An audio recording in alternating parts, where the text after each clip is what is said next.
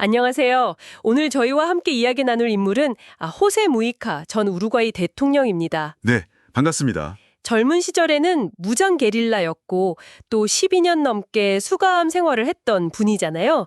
그런 이력을 가진 분이 어떻게 대통령이 되어서 2010년부터 그 5년 임기 동안 우루과이의 통합과 성장을 이끌었는지 그 핵심을 좀 들여다볼까 합니다. 네, 정말 드라마틱한 삶이죠. 그 혁명가적 기질과 또 오랜 수감 경험이 국가 운영이라는 현실 정치에서 어떻게 발현되었는지 살펴보는 게 흥미로울 것 같습니다. 특히 통합과 성장에 초점을 맞춰서요. 맞아요. 52% 득표율이면 과반을 넘긴 했지만 그래도 과거 자신의 탄압했던 세력도 분명 존재했을 텐데 그 통합이라는 게 말처럼 쉽지는 않았을 텐데요. 어떤 철학이 있었을까요? 바로 그 부분이 핵심인데요. 무이카의 리더십은 뭐랄까 이상보다는 철저한 현실주의 그리고 실용주의에 기반을 둡니다. 가장 중요한 건 과거의 적대 세력에 대해 복수가 아니라 통합을 최우선 가치로 삼았다는 점이죠. 복수가 아닌 통합이요? 네, 본인 스스로 억압과 복수로는 결코 좋은 사회를 만들 수 없다. 이런 확신이 있었던 것 같아요. 물론 과거사를 법적으로 청산할 수도 있었겠죠.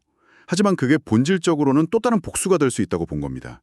그 대신에 사회 전체가 미래로 나아갈 기회로 삼으려 한 거죠. 와, 과거의 그 깊은 상처를 미래를 위한 어떤 동력으로 삼으려 했다는 거군요. 듣기에는 정말 멋진데 실제 정치 현장에서 그걸 실천하기는 보통 어려운 일이 아니었을 텐데요. 그래서 더 놀라운 점은 그가 나와 생각이 다른 사람을 존중하는 것이 민주주의의 기본이다. 이 믿음을 그냥 말로만 한 게 아니라 실제 행동으로 보여줬다는 거예요. 행동으로요? 예를 들면요? 대표적인 게 자신의 정치적 라이벌이라고 할 수 있는 인물을 부통령으로 임명한 겁니다. 이건 정말 파격적인 행보였죠. 단순한 정치적 제스처를 넘어서 과거의 그 대립구도를 정말로 넘어서겠다는 의지를 보여준 상징적인 사건이었어요. 아, 정적을 부통령으로. 정말 대단한 결단이네요. 그런 리더십이 있었기에 가능했군요. 실제로 무이카 재임 기간에 우루과이가 남미에서 가장 안정적이고 포용적인 성장을 했다는 평가가 많더라고요. 네, 맞습니다. 빈곤율이나 소득 불평등 지수, 지니계수 같은 거요. 그리고 실업률 같은 주요 지표들이 그 기간 동안 역대 최저 수준을 기록했습니다. 사회적 약자를 포용하면서 동시에 경제 성장도 이뤘다는 건데, 구체적으로 어떤 정책들이 이런 성과를 뒷받침했을까요? 몇 가지 중요한 정책들이 있었습니다. 우선 카톨릭 전통이 굉장히 강한 나라임에도 불구하고 동성 결혼을 합법화했어요. 이건 사회적 소수자의 권리를 인정한 중요한 조치였죠.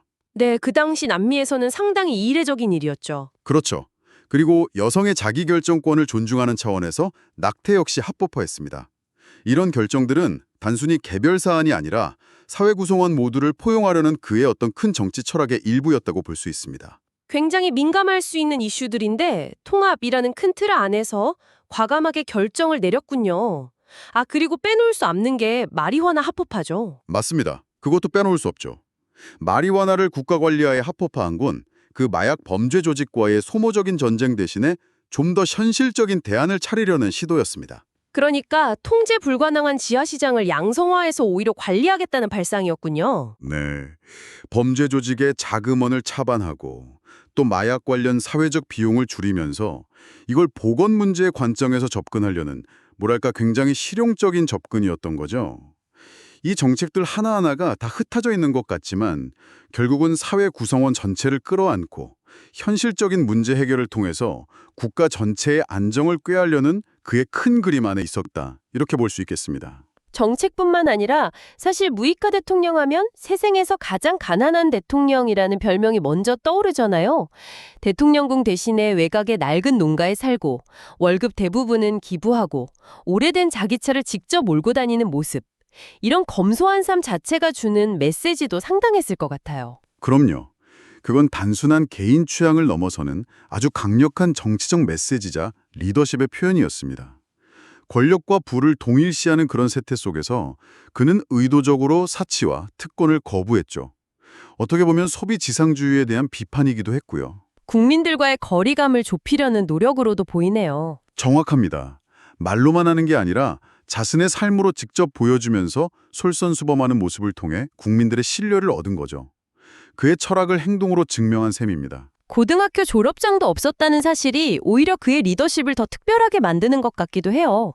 그러니까 진정한 리더의 권위라는 게 어떤 학력이나 배경이 아니라 삶의 태도나 실천에서 나온다는 걸 몸소 보여준 사례가 아닐까 싶습니다. 네, 정말 그렇죠. 그의 사례는 우리에게 리더십의 본질이 과연 무엇인가, 진정한 권위는 어디서 나오는가 하는 근본적인 질문을 던집니다. 어떤 화려한 스펙이나 배경이 아니라 그 일관된 철학과 진정성 있는 삶의 모습, 그 자체가 어떻게 국민적인 공감과 지지를 이끌어낼 수 있는지 그걸 명확하게 보여준 거죠. 무엇보다 통합의 리더십으로 우루과이의 실질적인 안정과 포용적 성장을 가져왔다. 이렇게 요약할 수 있겠네요. 5년이라는 임기가 길지는 않았지만 그가 남긴 리더십의 의미는 참 많은 생각을 하게 만드는 것 같습니다. 네. 청취자 여러분께서도 아마 뿌리 깊은 갈등을 넘어서 어떻게 화해하고 또 실질적인 진보를 이룰 수 있는지 한 지도자의 사례를 통해 우리 사회를 비춰볼 수 있는 지점이 있지 않을까 그런 생각이 듭니다.